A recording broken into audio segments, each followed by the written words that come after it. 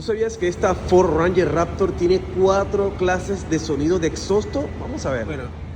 Bueno, en este video te quiero hablar de las clases de sonido de exhausto que tiene esta nueva Ford Ranger Raptor modelo 2023. Como te podrás dar cuenta, puedo colocar sonido baja, sonido normal, sonido deportivo y sonido silencioso. Entonces vamos a ver, o a escuchar más bien, las cuatro clases de sonido. Este es el sonido silencioso.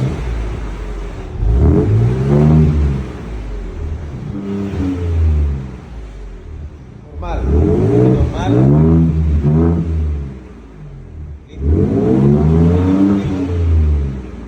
Sonido deportivo.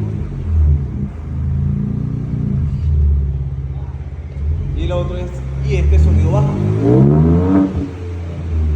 Sonido bajo. Bueno, coméntame. ¿Sentiste la diferencia?